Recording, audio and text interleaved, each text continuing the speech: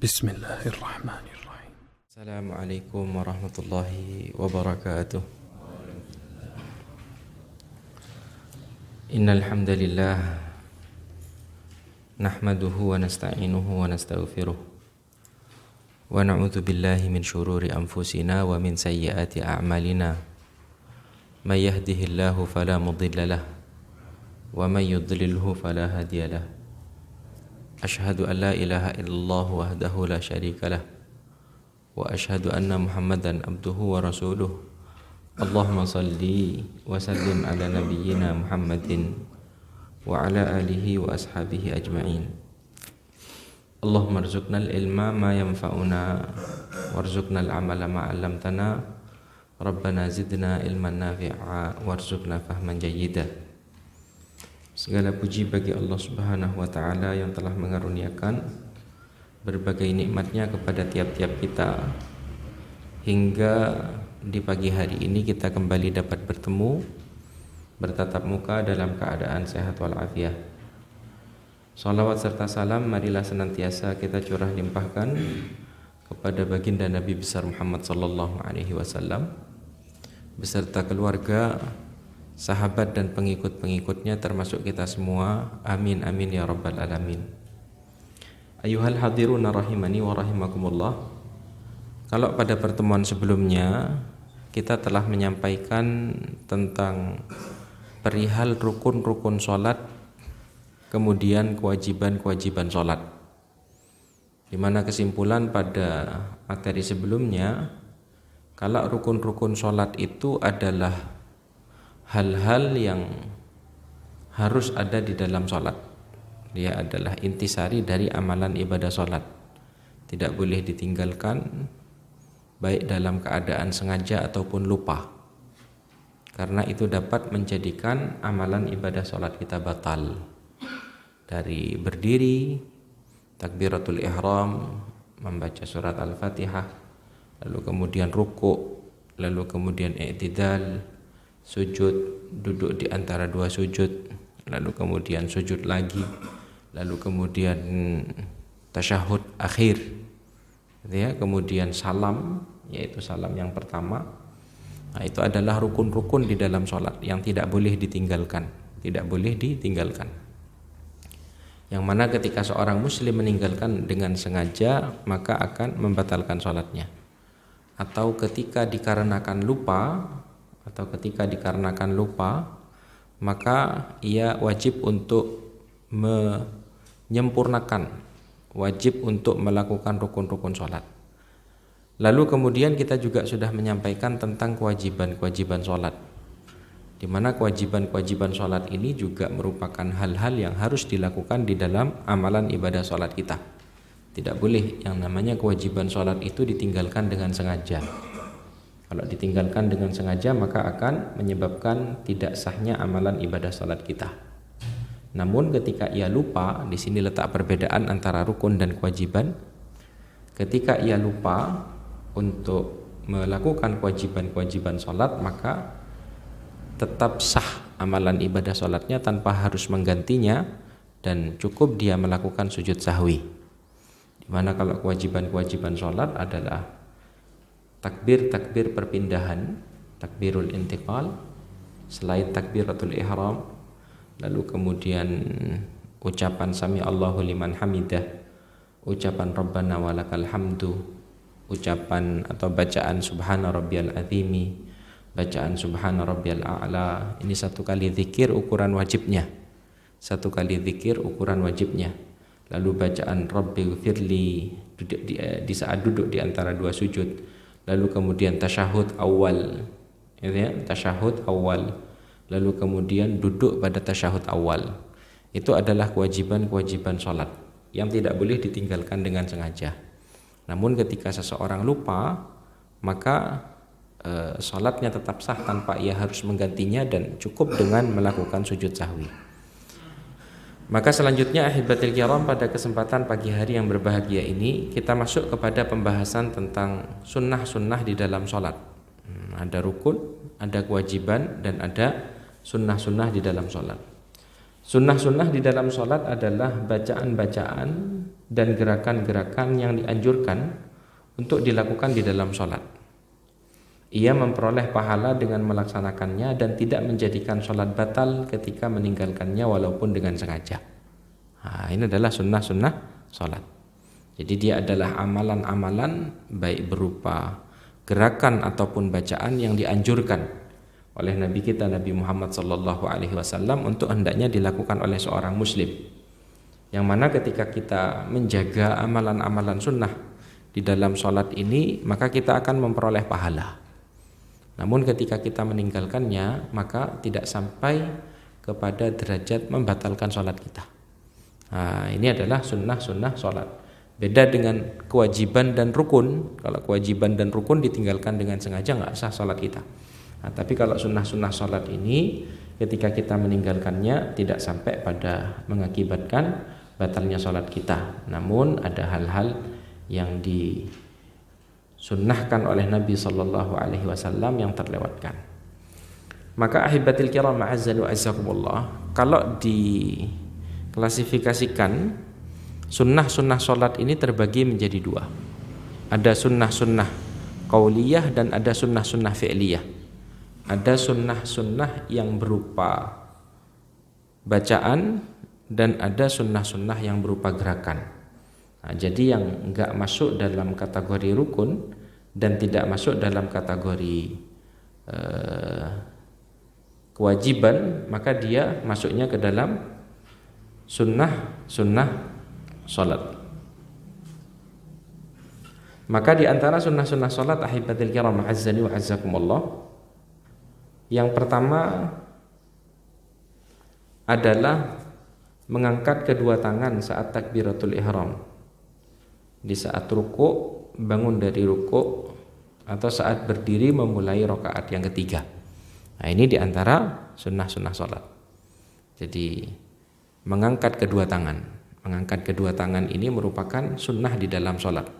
Kita pernah sampaikan kalau ucapan Allahu Akbar di permulaan atau takbiratul ihram itu masuknya apa kira-kira? Maksudnya? Maksudnya rukun. Itu ya, ucapan Allahu Akbarnya, ini rukun.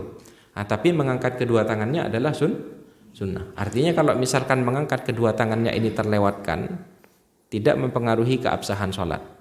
Tapi kalau yang terlewatkan adalah ucapan Allahu Akbar, yaitu rukunnya, maka mengulangi sholat. Maka yang pertama adalah mengangkat kedua tangan. Mengangkat kedua tangan pada saat takbiratul ihram yang pertama, pada saat hendak menuju ruku yang kedua, lalu kemudian yang ketiga ketika bangun dari ruku menuju i'tidal, lalu kemudian yang keempat adalah dari rakaat kedua ketika bangkit menuju rakaat ketiga. Ini 4 keadaan di mana kita disunnahkan oleh Nabi SAW untuk kita itu mengangkat kedua tangan kita dengan bacaan takbir yang kita baca. Dalilnya disebutkan di dalam riwayatnya Al-Imam Al-Bukhari dari hadisnya Nafi'. Anna Ibnu Umar kana idza dakhala fi sholati kabbara wa rafa'a yadayhi. Sesungguhnya dahulu Abdullah ibnu Umar ketika ia memulai sholatnya, ia bertakbir dan mengangkat kedua tangannya. Ini. Ketika mau memulai sholatnya, Abdullah bin Umar itu ia bertakbir dan mengangkat kedua tangannya. 1. Lalu kata Nafi', wa idza raka'a rafa'a yadayhi.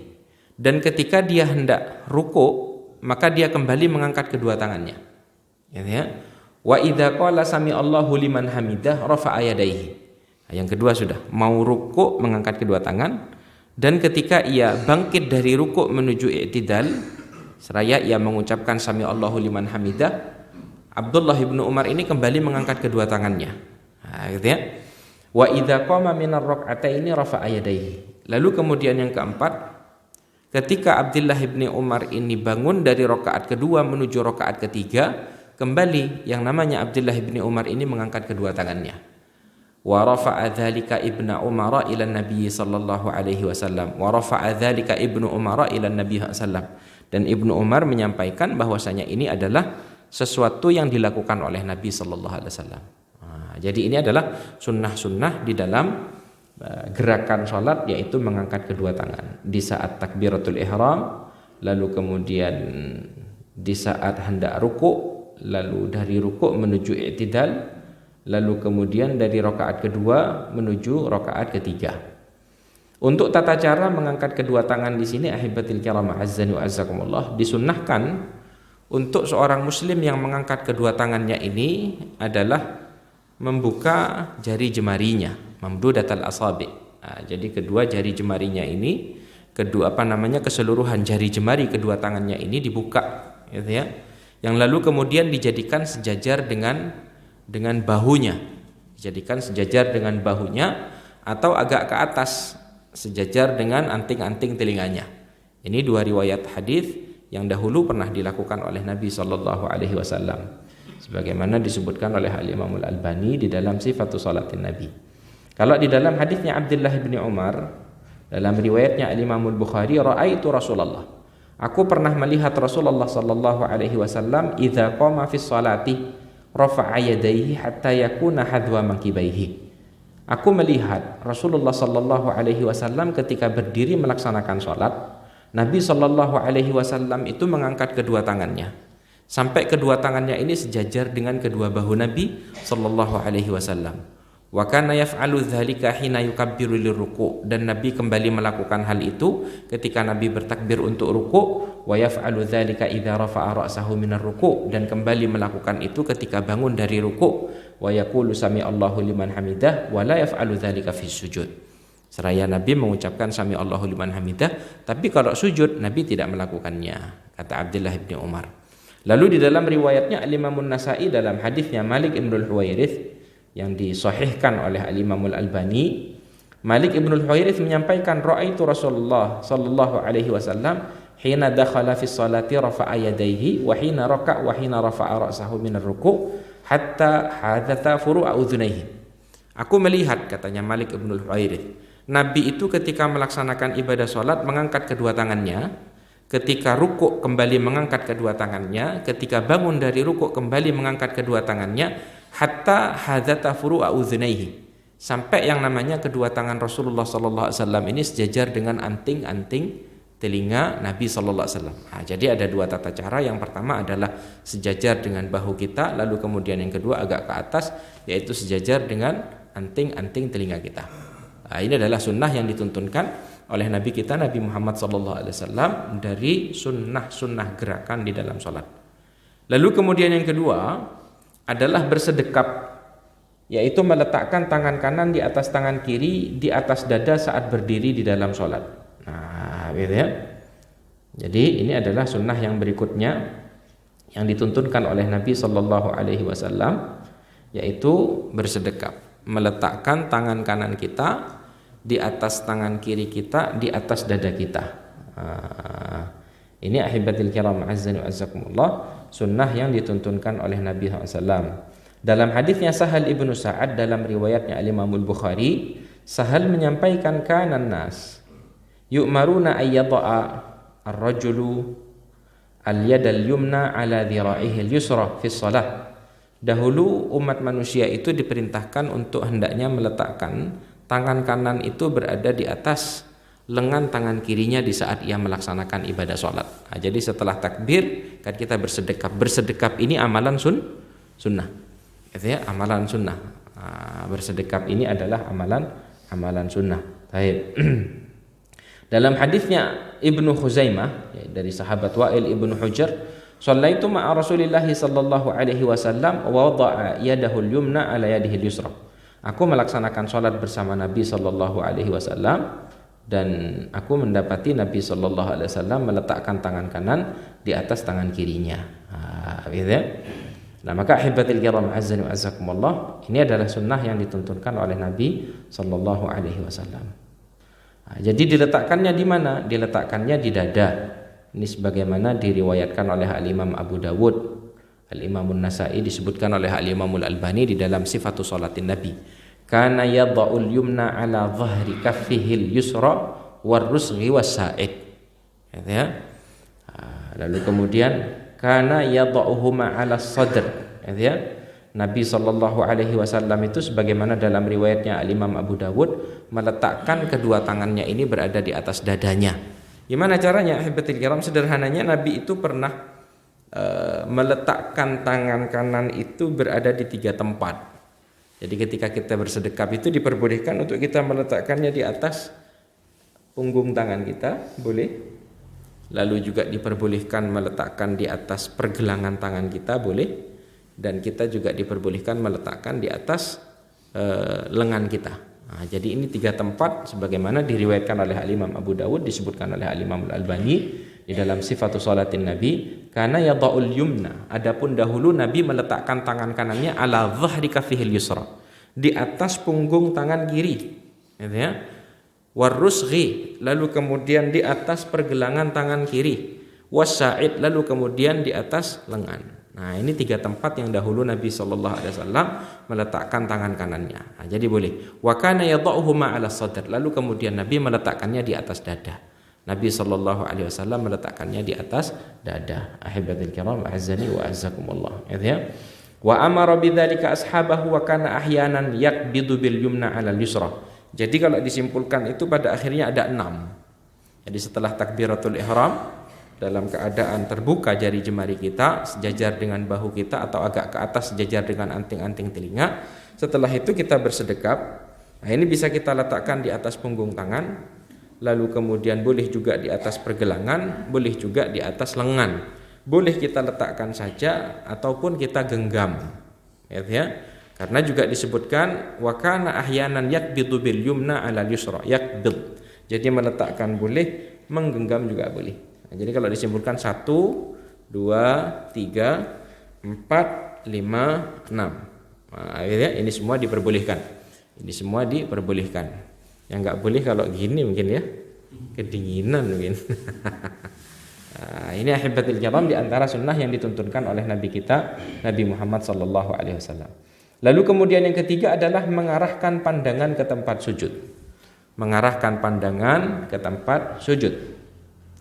Karena sallallahu alaihi wasallam, ini dalam riwayatnya Al-Imamul Baihaqi, juga masih disebutkan oleh Al-Imam Al-Albani di dalam Sifatus Salatin Nabi, idza shalla taqta'a ra'sah wa rama bi basarihi nahwal ardi. Nabi itu kalau salat menundukkan kepalanya lalu kemudian mengarahkan pandangan matanya itu ke arah tanah. Nah, gitu ya. Nah, ini diantara yang dituntunkan oleh Nabi SAW. Dalam hadisnya Aisyah, lamma dakhala Rasulullah SAW al-Ka'bah ma khallafa basarahu mawdi'a sujudihi. Nabi itu ketika memasuki Ka'bah, maka Nabi sallallahu alaihi wasallam itu tidaklah memindahkan pandangan matanya dari tempat sujudnya.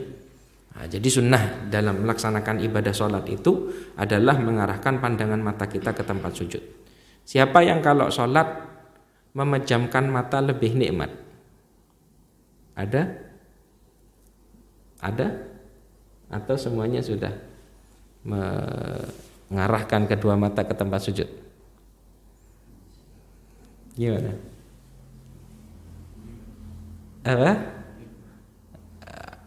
Kalau sunnahnya Nabi SAW adalah mengarahkan pandangan mata ini ke tempat sujud, seperti disebutkan dalam hadis Aisyah barusan. Jadi Nabi itu ketika melaksanakan ibadah sholat adalah mengarahkan pandangan matanya ke tempat sujud. Nah, ini juga disampaikan oleh Al-Imam Ibnul Qayyim di dalam Zadul Ma'ad, lam yakun min sunnatin Nabi sallallahu alaihi wasallam taghmidu 'ainaihi fi shalah. Nah, jadi memejamkan kedua mata ini bukan bagian dari sunnah yang dituntunkan oleh Nabi SAW. Gitu ya. Wa sunnatu ayyakuna nadharul musalli ila maudhi'i sujudih. Sunnahnya adalah hendaknya seorang yang melaksanakan ibadah sholat itu meletakkan pandangan kedua matanya itu ke tempat sujudnya. Fa in kana taftihul ainaini la yukhillu bil khusyu'i fi sholati fa huwa afdal. Nah, ketika yang namanya membuka kedua mata ini tidak mempengaruhi kekhusyuan sholat kita, maka yang terbaik yang disunnahkan adalah ini. Nah, demikian disampaikan oleh Ibnu Qayyim. Wa in kana taftihul ainaini yahulu bainal musalli wa bainal khusyu'. Tapi kalau misalkan membuka kedua mata ini menjadikan orang yang melaksanakan ibadah sholat tadi tidak khusyuk, ka'ayyakuna fil kiblati awil judrani awil furushi, zakharif tashghalul musalli, seperti halnya kalau misalkan di depan orang yang sholat ini terdapat ukiran-ukiran, baik di tembok ataupun di sejadahnya, gitu ya, ataupun di tempat di hadapan dia yang dapat mengganggu kekhusyuan sholat kita. Fa fi hadhil halah yustahabbu taghmidul ainain. Nah, jadi kalau dalam keadaan seorang itu dapat terganggu ketika tidak memejamkan kedua matanya, maka memejamkan kedua mata boleh. Tapi kalau hukum asalnya, sunnah orang yang melaksanakan ibadah sholat itu mengarahkan tatapan kedua matanya itu ke tempat sujudnya. Gitu. Kecuali dalam keadaan itu tadi.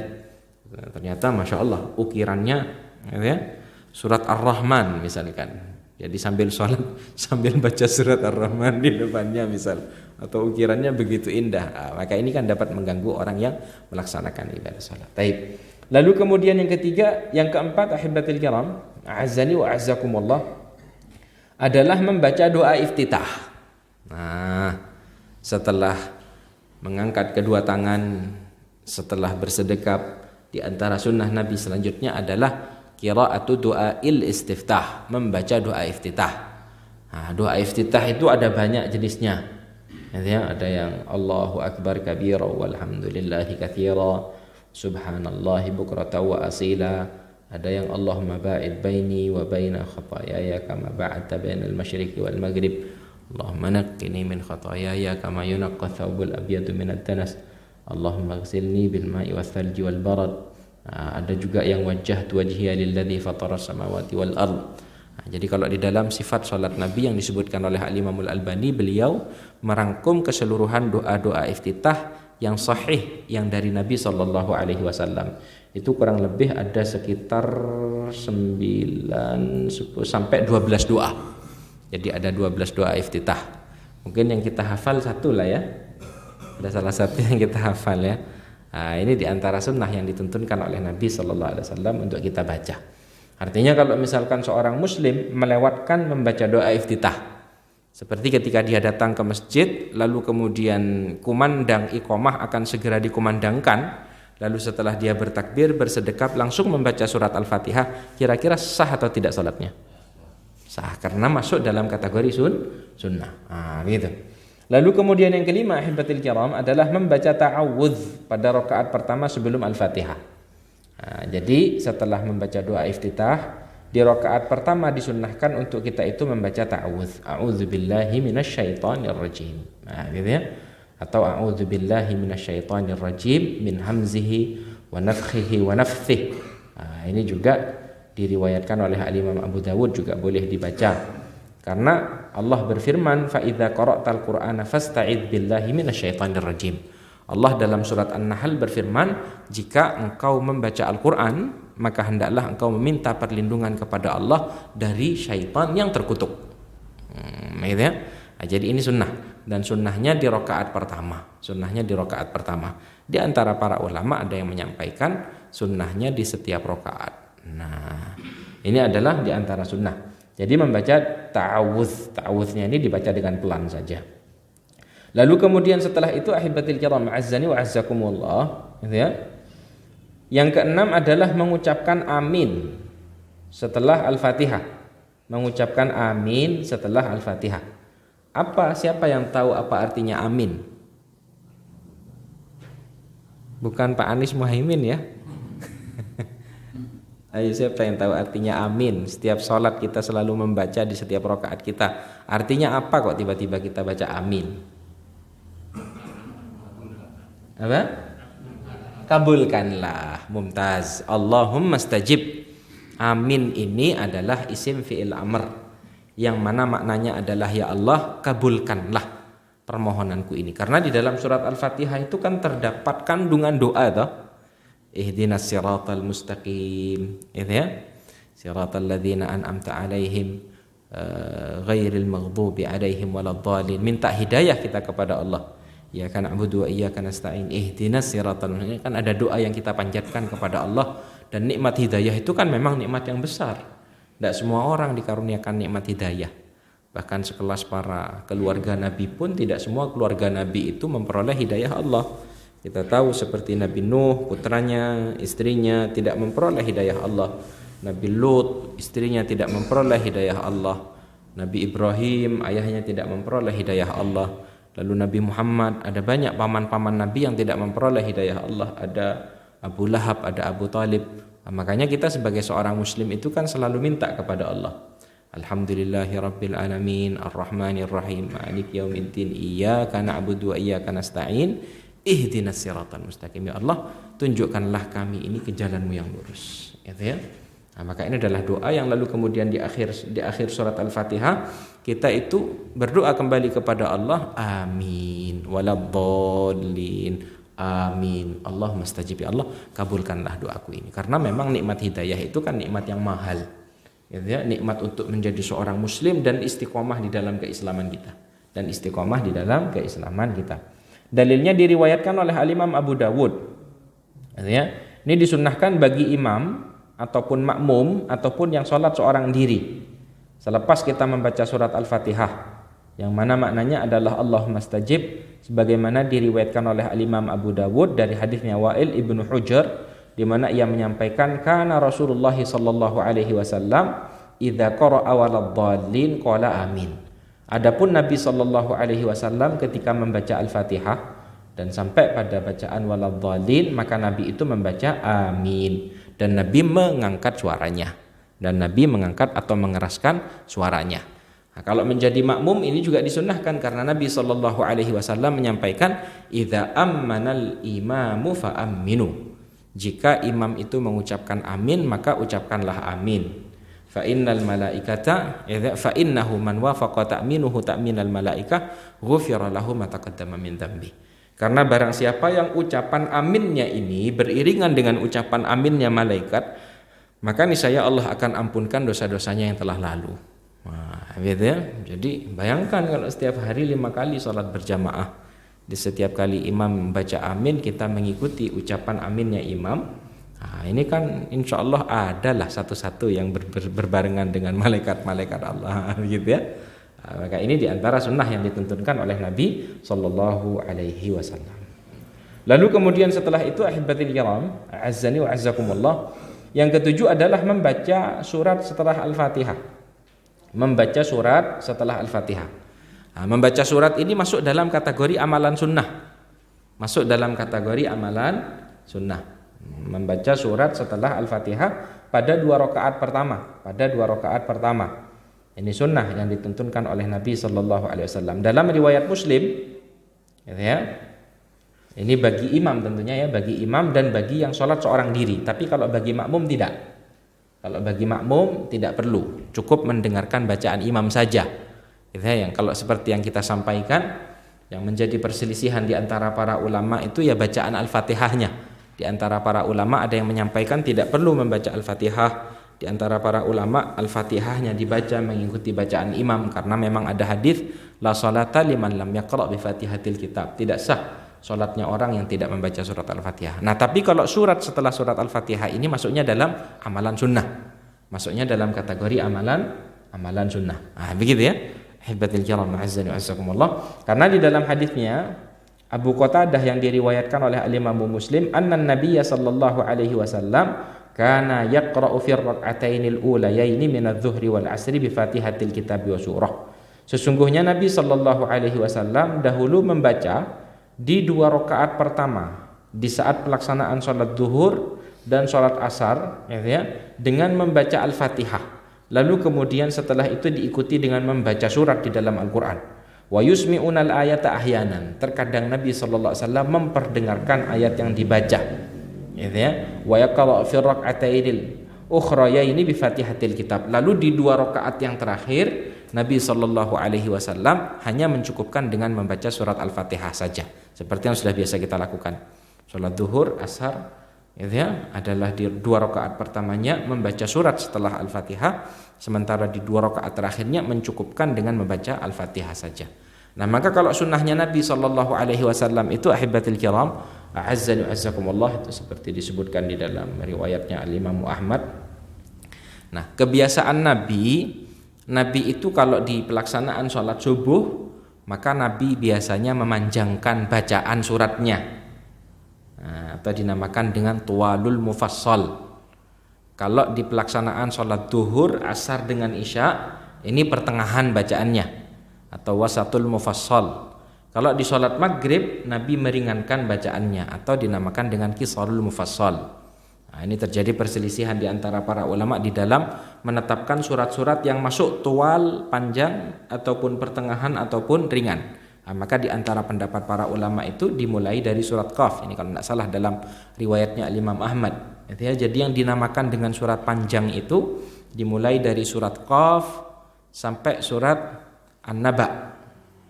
Surat Qaf Al-Qur'anil Majid, lalu kemudian sampai surat Amma Yatasa'alun.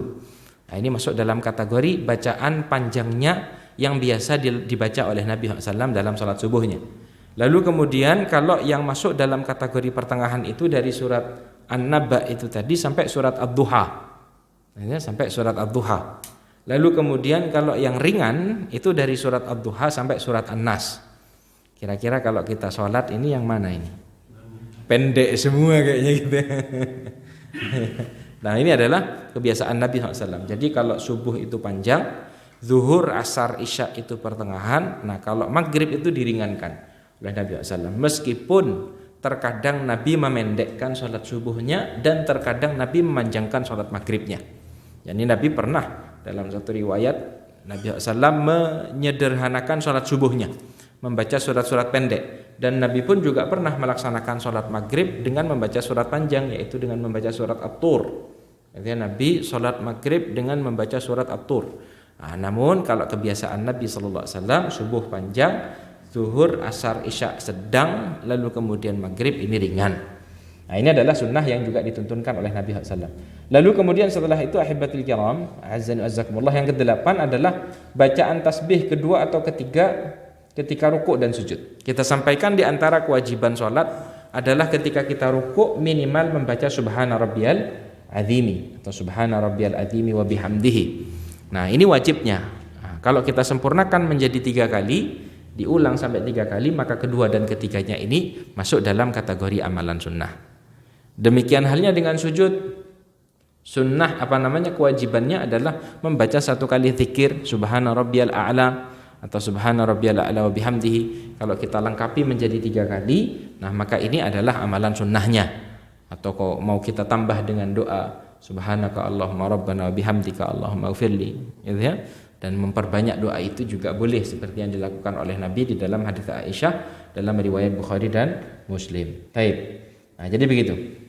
Lalu kemudian yang ke-9 adalah bacaan setelah Rabbana walakal hamdu. Ketika i'tidal Rabbana walakal hamdu, ini ukuran wajibnya. Lalu kemudian disunnahkan untuk seseorang itu membaca zikir-zikir pada saat dia i'tidal. Pada saat dia i'tidal. Nah, gitu ya. Dengan doa-doa yang dituntunkan oleh Nabi sallallahu alaihi wasallam di saat i'tidal.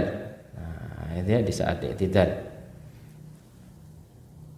Seperti doa Rabbana walakal hamdu hamdan katsiran thayyiban mubarakan fih, atau mil'us samawati wa mil'ul ardi wa mil'u ma syi'ta min syai'in ba'du, dan beberapa doa di saat i'tidal. Ini di antara sunnah ketika kita membacanya seperti yang dituntunkan oleh Nabi. Terdapat beberapa doa di sana yang disunnahkan oleh Nabi SAW atau yang dituntunkan untuk bisa kita baca.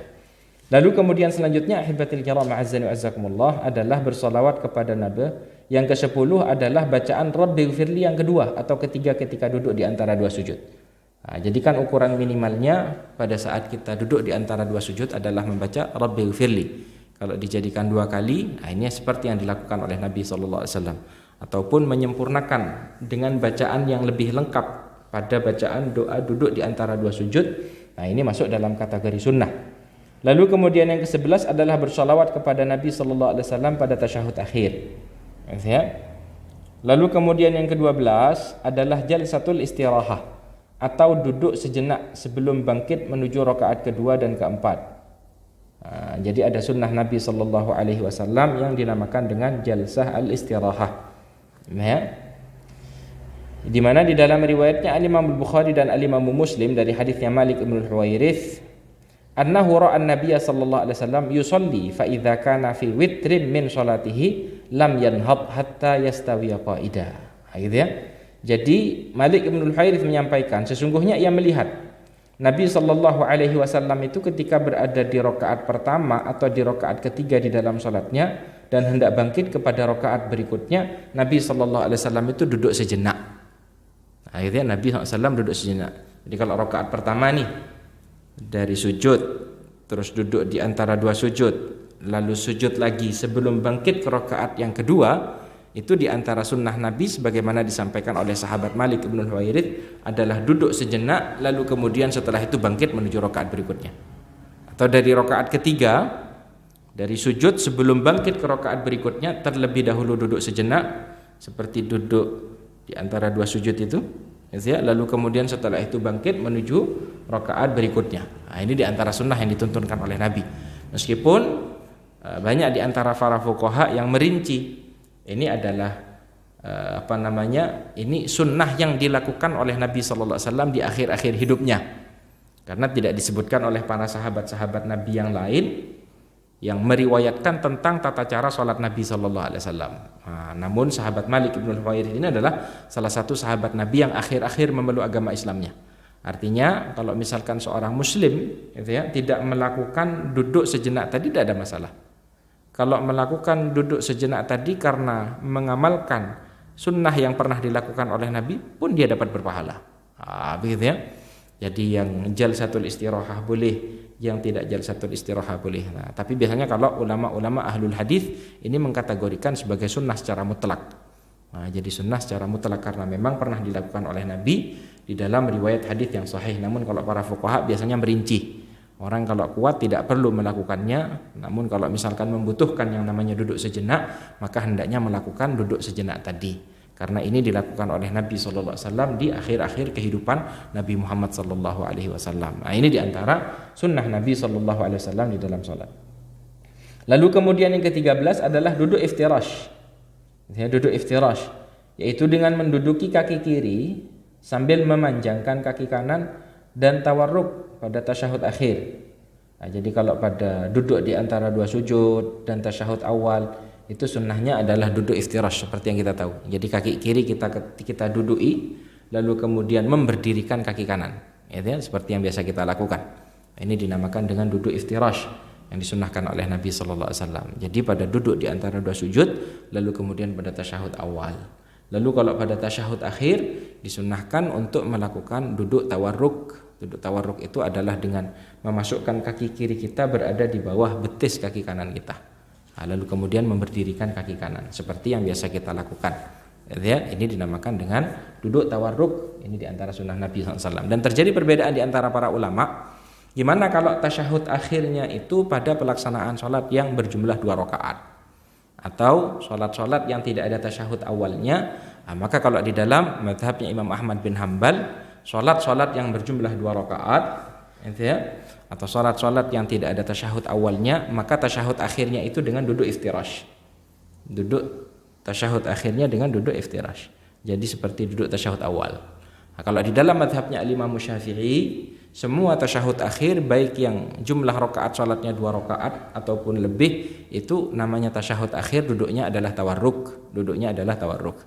Makanya kalau seperti di masyarakat kita yang lebih banyak dilakukan itu yang tawarruk, karena memang dari kecil biasanya kita diajarkan tata cara amaliyah ibadah di dalam mazhabnya Imam Syafi'i.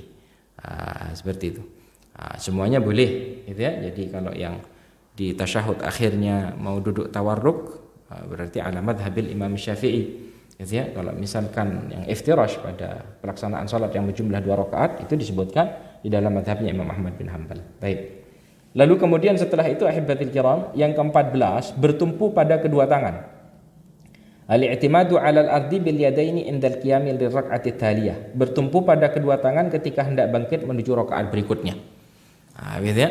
Jadi ketika kita hendak bangkit menuju ke rakaat berikutnya, itu bertumpu kepada kedua tangan, bagian dari sunnah yang diajarkan oleh Nabi sallallahu alaihi wasallam. Karena dalam hadisnya Malik bin Huwairits dalam riwayat Bukhari, wa huwa yasifu sholatin Nabi, di mana dia mensifati pelaksanaan sholatnya Nabi, wa idza rafa'a ra'sahu 'anis sajdati tsaniyah. Nabi itu ketika mengangkat kepalanya dari sujud yang kedua, jalasa wa'tamada 'alal ardi tsumma qama. Jadi Nabi itu duduk lalu kemudian bertumpu kepada kedua tangannya kemudian bangkit. Bertumpu ini bisa dengan kita buka tangan kita ataupun kita genggam. Ini semuanya pernah dilakukan oleh Nabi sallallahu alaihi wasallam. Paham ya maksudnya ya? Nah, jadi ketika kita mau bangkit ke rakaat berikutnya bertumpu kepada kedua tangan, ini diantara sunnah yang dituntunkan oleh Nabi sallallahu alaihi wasallam. Lalu kemudian yang ke-15 adalah mengisyarahkan jari telunjuk kanan di saat tasyahud dari awal hingga akhir. Ini dalam riwayat Muslim dari hadisnya Abdullah bin Umar, annan nabiyya sallallahu alaihi wasallam kana idza jalasa fi sholati wada'a yadayhi ala rukbatayhi. Nabi itu ketika duduk di dalam salat, Nabi meletakkan kedua tangannya di atas kedua lututnya. Wa rafa'a isba'ahul yumna, dan Nabi sallallahu alaihi wasallam itu kalau pada tasyahud mengangkat jari telunjuk yang sebelah kanan allati talil ibham, yang berada di sebelah jempolnya Nabi sallallahu alaihi wasallam, fada'a biha, yang lalu kemudian Nabi berdoa, gitu ya. Wa yaduhul yusra ala rukbatihil yusra basituha 'alaiha. Nah, sementara kalau tangan kiri Nabi SAW itu diletakkan di atas lutut kiri. Nah, yang kanan ini diletakkan di atas lutut kanan seraya Nabi mengisyarahkan jari telunjuknya atau mengangkat jari telunjuknya. Ini dilakukan oleh Nabi sallallahu alaihi wasallam. Ya, bisa dengan melingkarkan ibu jari dengan jari tengah kita ataupun dengan menutupnya juga diperbolehkan. Nah, mengisyarahkan jari telunjuk ini di antara sunnah yang dituntunkan oleh Nabi sallallahu alaihi wasallam. Baik. Lalu kemudian setelah itu yang ke-16 adalah doa setelah tasyahud akhir. Doa setelah tasyahud akhir. Ini di antara sunnah yang dituntunkan oleh Nabi sallallahu alaihi wasallam. Doa setelah tasyahud akhir. Gitu ya. Di mana Nabi pernah di dalam hadisnya Abu Hurairah menyampaikan dalam riwayat Muslim, "Idza faragha ahadukum minat tasyahudil akhir." Kalian itu kalau sudah selesai dari tasyahud akhir, falyata'awwadz billahi min arba'. Mintalah perlindungan kepada Allah dari 4 keburukan. Min adzabi jahannam, dari siksa api neraka jahannam, wa min adzabil qabri, wa min fitnatil mahya wal mamat, wa min syarril masiihid dajjal. Dari siksa kubur, siksa neraka, siksa alam kubur, siksa kehidupan dan kematian atau fitnah di dalam kehidupan dan kematian. Lalu kemudian yang keempat adalah dari keburukan al-masihud dajjal. Nah, ini adalah sunnah yang dituntunkan oleh Nabi sallallahu alaihi wasallam untuk kita baca, gitu ya. Atau seperti yang diajarkan oleh Nabi kepada Abu Bakar As-Siddiq, Allahumma inni zalamtu nafsi, gitu ya. Allahumma inni zalamtu nafsi zulman katsira fa innahu la yaghfiru dzunuba illa anta. Fafil maghfiratan min indik innaka antal ghafurur rahim. Kalau tidak salah seperti itu doanya yang diajarkan oleh Nabi SAW kepada Abu Bakar As-Siddiq, gitu ya. Ini juga bisa dibaca. Baik. Lalu kemudian yang ke-16, yang ke-17 adalah salam yang kedua, gitu ya. Termasuk menolehnya ini kan bagian dari amalan sunnah. Kalau ucapan salamnya, kalau yang pertama rukun, nah yang keduanya ini sunnah. Yang keduanya sunnah. Kalau menolehnya sunnah. Nah, tapi kalau bacaan salamnya ini yang pertama rukun. Artinya tidak boleh seorang muslim tahu-tahu selesai sholatnya sebelum salam. Nah, tidak boleh. Biasanya kan kalau anak kecil begitu biasanya. Anak kecil yang lain belum salam karena waktu sholat dia bergurau, gitu ya. Biar nggak dimarahi, imamnya belum salam, kabur duluan misalkan.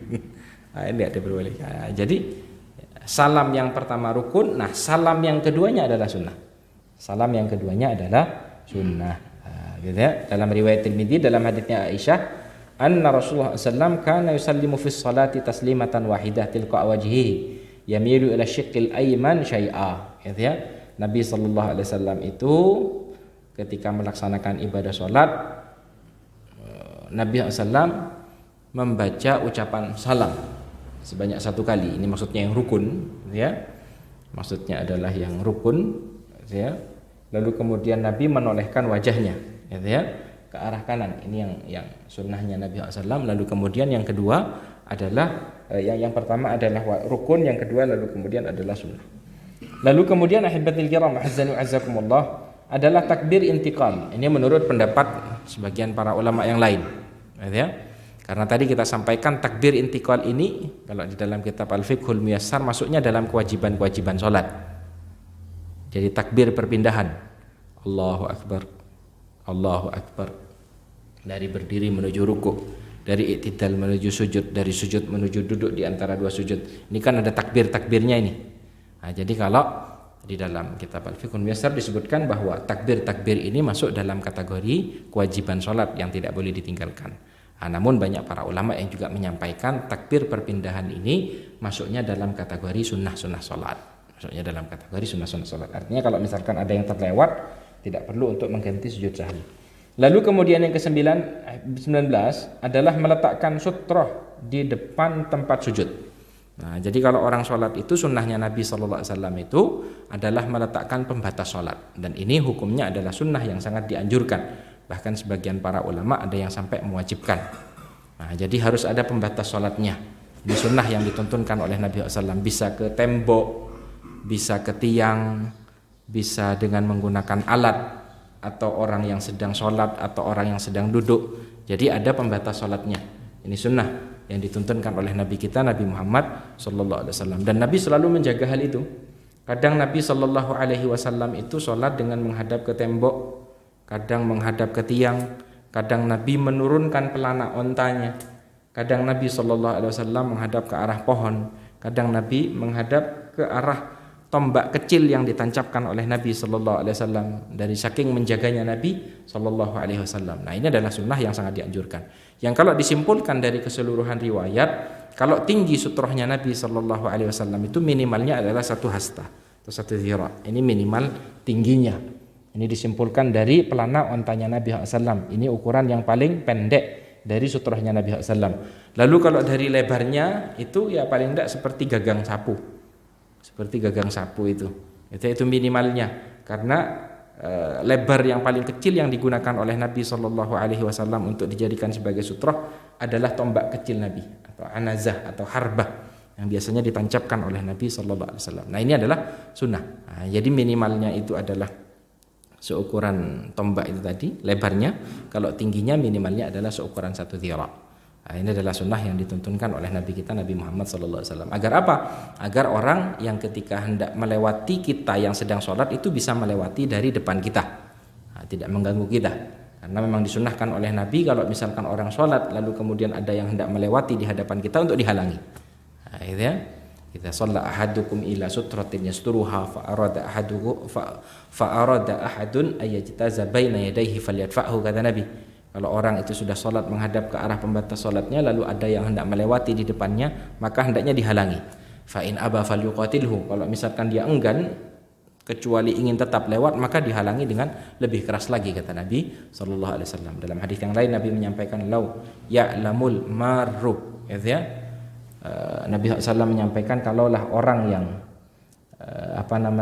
hendak melewati orang yang sholat itu mengetahui, lau ya'lamul marru baina yadayil musalli madza alaihi, kalau orang yang mau melewati orang yang sedang sholat itu apa yang akan dia tanggung dari dosa di sisi Allah Subhanahu wa taala, lakana ayyaqifa arba'in, maka dia berhenti selama 40. Ini rawinya ini ragu 40 ini apa 40 hari, apa 40 bulan, apa 40 tahun, doa arba'in, gitu ya. Anggaplah 40 hari, gitu ya. Kalaulah dia tahu akan dosa yang harus dia tanggung ketika melewati orang yang sedang sholat, maka tidaklah dia menunggu selama 40 hari, khairan lahu min ayyamur baina yadayhi. Lebih baik baginya menunggu selama 40 hari dibandingkan dengan lewat di depan orang yang sholat. Nah, gitu ya. Nah, makanya bagi orang yang sholat disunnahkan oleh Nabi SAW untuk meletakkan pembatas sholat. Lalu kemudian yang terakhir, ahibatil kiram azza wa jazakumullah, adalah berzikir setelah sholat. Nah, jadi setelah sholat itu berzikir astaghfirullah, astaghfirullah, astaghfirullah, Allahumma antas salam wa minkas salam, tabarakta ya dzal jalali wal ikram, la ilaha illallah wahdahu la syarikalah, lahul mulku wa lahul hamdu wa huwa ala kulli syai'in qadir, Allahumma la mani'a lima a'taita wa la mu'tiya lima mana'ta wa la yanfa'u dzal jaddi minkal jaddu. Nah, seperti zikir-zikir yang dituntunkan oleh Nabi SAW. Bertasbih 33, bertahmid 33, bertakbir 33, ditutup dengan la ilaha illallah, lalu membaca al-ikhlas, al-falak, an-nas, lalu membaca ayat kursi, lalu membaca sebagian doa yang dituntunkan oleh Nabi SAW.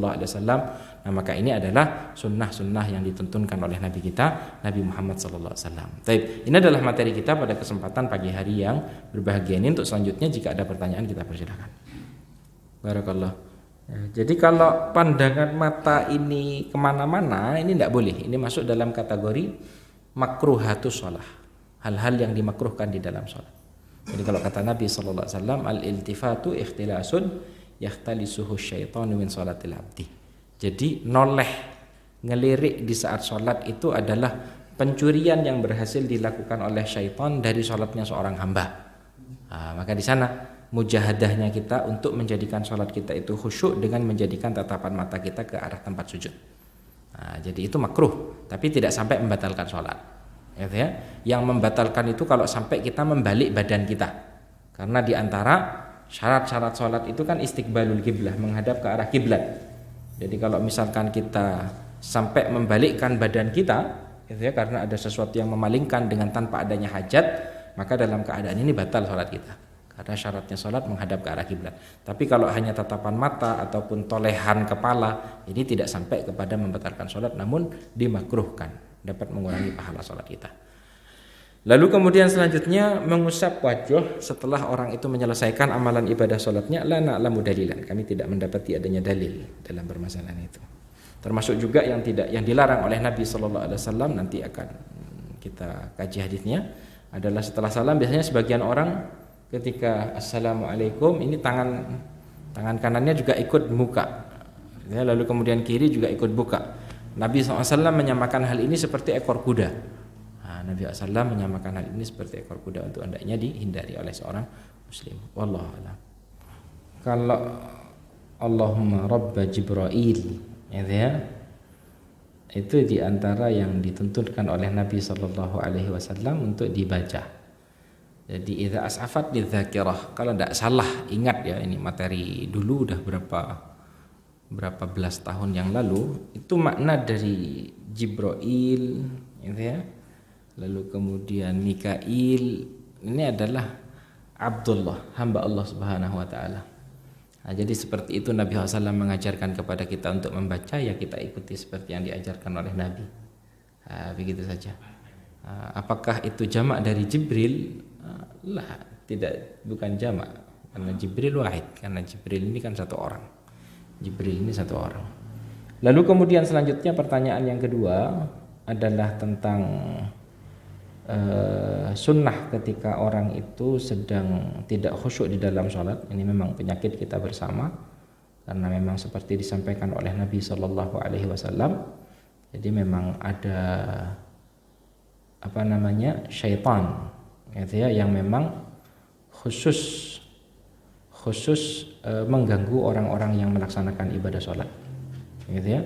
Yuqalu lahul khinzib, kata Nabi. Jadi ada syaitan yang dinamakan dengan khinzib yang senantiasa mengganggu orang yang melaksanakan ibadah sholat. Itu disebutkan oleh Al-Imam Al-Albani di dalam Sifatus Sholatin Nabi sallallahu alaihi wasallam. Dan memang di antara cara yang dapat kita lakukan untuk menjadikan kita kembali khusyuk itu adalah dengan an-nafsu, bukan meludah tapi meniupkan. Jadi seperti itu. Bukan meludah. Kalau meludah nanti ganggu teman. Buapar ya mak copa gitu nanti. Jadi itu diantara sunnah yang dituntunkan oleh Nabi Sallallahu Alaihi Wasallam. Jadi memang disampaikan oleh Nabi demikian. Jadi ada syaitan. Dalam hadis yang lain Nabi SAW menyampaikan kalau iqamah sudah dikumandangkan. Jadi kalau azan dikumandangkan, syaitan lari. Selesai azan balik. Iqamah dikumandangkan, lari lagi. Selesai iqamah balik lagi. Lalu kemudian membisikkan di hati anak-anak Adam yang sedang melaksanakan ibadah sholat ini, uzkur kada, malam yakun yuzkar. Jadi ingat ini. Padahal sebelum sholat itu dia lupa sama itu, gitu. Nah, ketika sholat itu jadi waktu yang paling pas untuk mengingat segala sesuatu. Sampai seseorang itu kata Nabi SAW lupa dia sudah rakaat berapa. Sampai orang itu lupa pada rakaat berapa. Maka diantara yang dituntunkan oleh Nabi SAW adalah meminta perlindungan kepada Allah Subhanahu Wa Taala. Meminta perlindungan kepada Allah Subhanahu Wa Taala. Itu ya. Itu diantara sunnahnya Nabi SAW. Pertanyaan ketiga yang apa tadi? Pembacaan surat Al-A'la. Kalau surat Al-A'la itu disunahkan untuk dibaca pada sholat Jumat. Kalau sholat Jumat itu sunnahnya rakaat pertama Al-A'la, rakaat kedua Al-Ghasyiyah, atau dengan membaca surat Al-Jum'ah di rakaat pertama dan Al-Munafiqun di rakaat yang kedua. Al-A'la juga disunnahkan oleh Nabi untuk dibaca di rakaat pertama pada pelaksanaan sholat witir. Nah, tapi kalau pada waktu subuh ya boleh-boleh saja, tidak ada larangan baca surat Al-A'la. Ya mungkin paling enak imamnya baca surat Al-A'la sambil merenungkan mungkin. Nah, mungkin sambil, atau mungkin yang dihafal ya itu sudah itu. Daripada baca yang pendek-pendek yang agak panjang dikit gitu. Jadi mengikuti sunnah Nabi sallallahu alaihi wasallam. Gitu. Jadi tidak harus surat Al-A'la, tapi tetap diperbolehkan untuk membaca surat Al-A'la, tidak ada masalah. Taib. Kalau sholat Jumat, kalau sholat subuh di hari Jumat sunnahnya rakaat pertama as-sajdah, di rakaat kedua al-insan. Ini agak panjang ini, gitu.